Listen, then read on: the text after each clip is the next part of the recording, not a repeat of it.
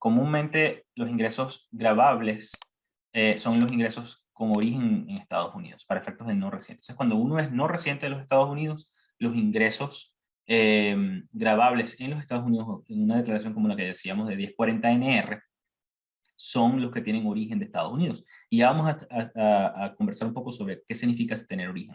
Porque número uno, donde depositen el dinero o de dónde les estén pagando, normalmente no es el origen de los fondos. Los intereses bancarios recibidos por un no residente de Estados Unidos se consideran, no se consideran como origen de Estados Unidos, pero ellos son exentos también para los no residentes. Y es súper importante aquí destacar que son intereses bancarios solamente. Si usted le da un préstamo a un amigo, a una compañía, etcétera, esos no califican dentro de esta exención.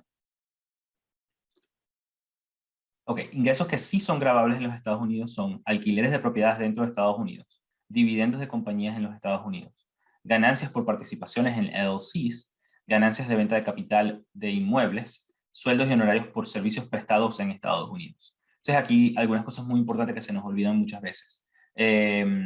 Los alquileres hay que declararlos, no importa si te generan pérdidas a final del año, uno debe declararlos para estar seguro de que uno reporta todo lo que tiene que reportar, incluyendo las depreciaciones, y esas mismas tienen, de forma de que cuando después vendas la propiedad puedas tomar todas las deducciones posibles.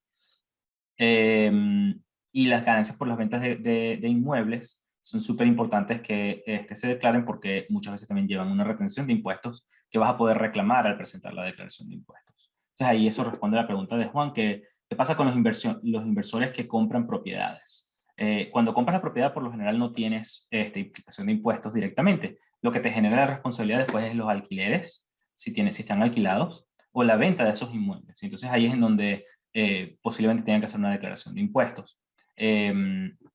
Y dependiendo del tipo de actividad, por ejemplo, muchas veces con personas que están buscando hacer flipping de casas, que compran y venden a corto plazo al remodelarla o algo por el estilo, hay estrategias diferentes para minimizar el momento que pasen las retenciones, de forma de que no afecte el flujo de caja de la empresa, pero para eso hay que planificar.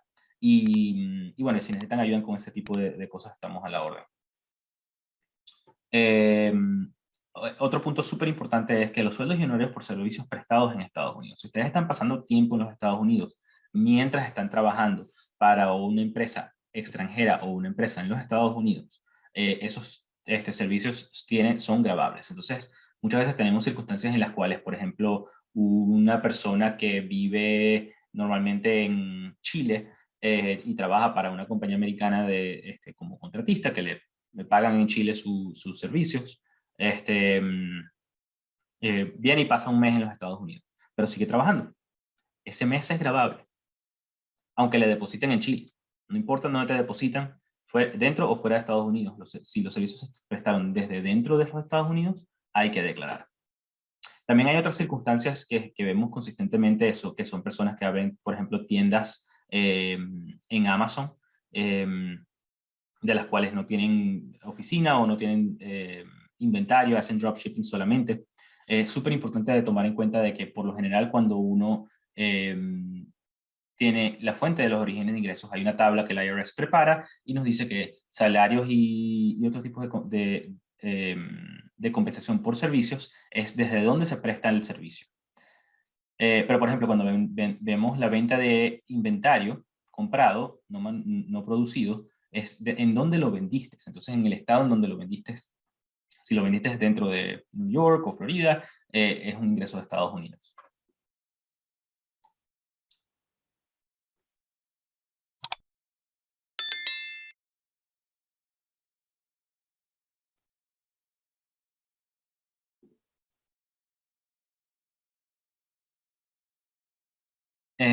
Ok, y después específicamente con la venta de las propiedades, es súper importante de que planifiquen alrededor de eso, especialmente si es una propiedad que tiene una LLC de un solo dueño o está a título personal, de forma de que esa propiedad le van a hacer una retención de impuestos. Esa retención de impuestos por lo general es la tasa del 15 o el 10%, dependiendo de las circunstancias de la venta, y eso se llama la retención de FIRPTA. Y ese súper importante que planifiquen cuando vayan a vender esa propiedad, de forma de que minimicen el chance de que el IRS tenga algún problema en devolver el dinero. Entonces es súper importante que planifiquen, y si necesitan ayuda con eso también estamos a la orden. Tenemos un par de preguntas. ¿Qué pasa con los ingresos generados por servicios prestados a través de una LLC cuando los servicios son producidos desde fuera de los Estados Unidos? Por lo general, si la LLC es de un solo dueño, se trata como si fueran servicios personales y caerían aquí en donde dice Business Income Personal Services, where business services are performed. Desde donde se están prestando es la fuente de los ingresos.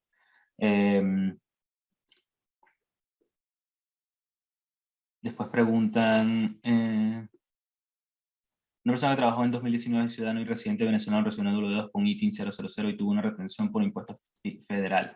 ¿Puede reclamar ese impuesto? Fue en el 2019 y no tiene ITIN activo.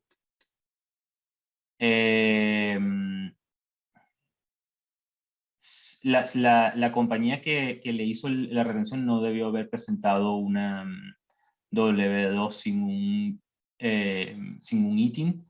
En teoría realmente tampoco pueden presentarlo porque no pueden validar este estatus migratorio. Si no tienes, por lo general tienes que tener un número de seguro social para poder trabajar para esa empresa. Entonces todo eso está un poquito malo. Deben hablar con ellos y estar seguros de qué es lo que estaban haciendo, cómo lo estaban haciendo, y que ellos se asesoren, que la compañía se asesore adecuadamente de cómo debe reportar eso.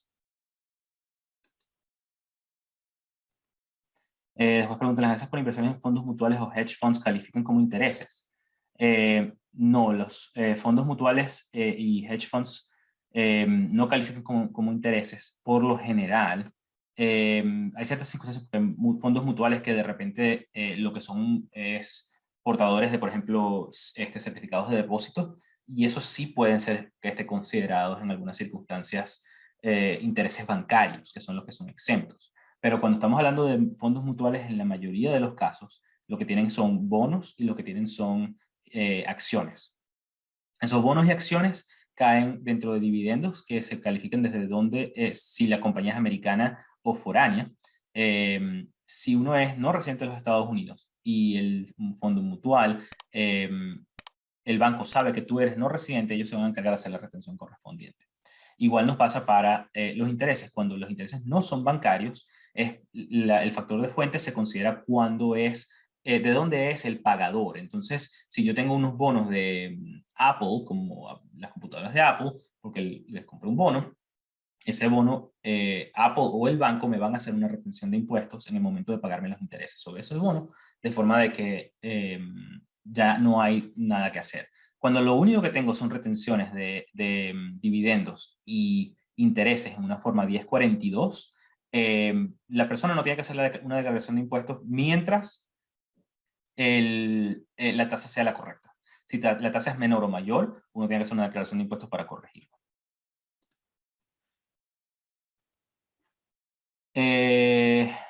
Pregunta Juan, tengo entendido que las LLCs no pueden formarse con un solo dueño. Eso no es así. Hay unas consideraciones adicionales que tomar en cuenta con un solo dueño, de forma de que si se necesita que la compañía, si es beneficioso que la compañía sea transparente fiscalmente, porque esa es la característica estándar, o no, pero uno debería, puede crear una LLC de un solo dueño.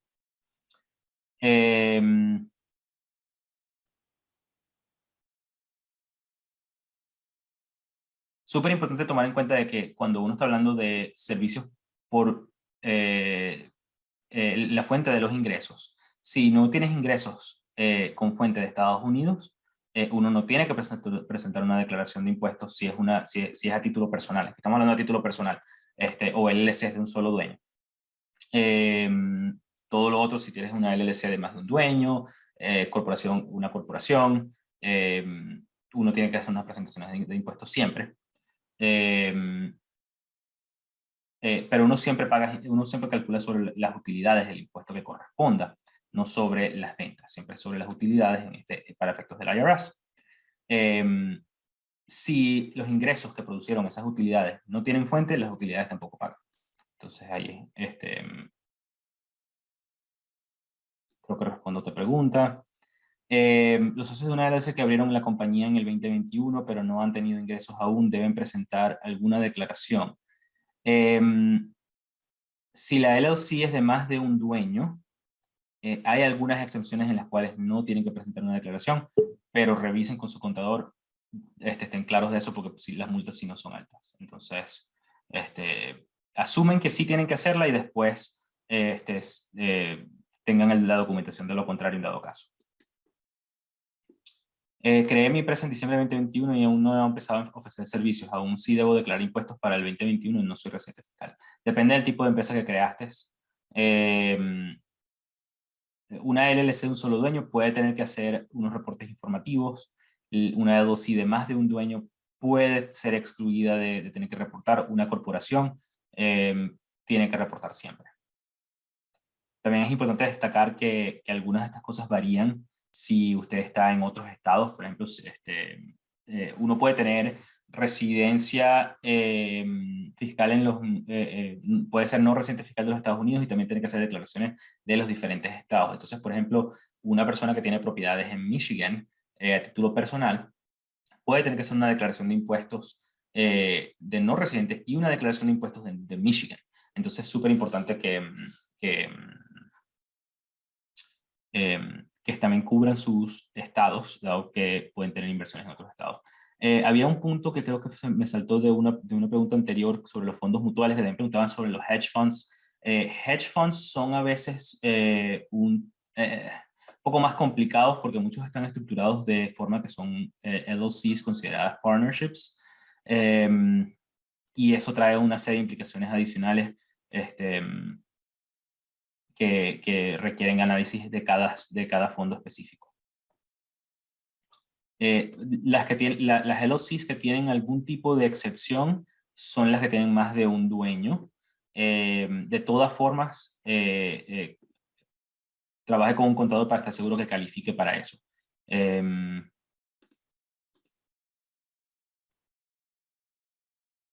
¿Cuál es el documento de identificación que debe ser presentado para que un extranjero solicite un ITIN? Por lo general, requieres que trabajes con, o número uno, tengas una cita con la oficina del IRS, lo cual hoy en día no está nada fácil de obtener. Número dos, uno puede enviarle su pasaporte al IRS. El IRS va a tardar 12 a 15 semanas en responder y van a tener su pasaporte por todo ese tiempo. Entonces, mucha gente no le gusta esa opción. Y opción número tres es trabajar con un Certified Acceptance Agent como somos nosotros, el cual nosotros podemos hacer la certificación del pasaporte en nuestra oficina. Entonces, hay dos formas de que nosotros hagamos la certificación del pasaporte. Número uno es, nos enviamos el pasaporte físico, sea que nos los enviaron por correo o lo traen en persona a nuestra oficina. Nosotros lo devolvemos básicamente el mismo día o siguiente día de haberlo recibido. O dos, tener su pasaporte certificado, copia de su pasaporte certificado. Normalmente los consulados o embajadas emiten eso. Si usted está en su país, la agencia emisora del pasaporte es la que debe certificar esa copia. Y con eso es lo más estándar.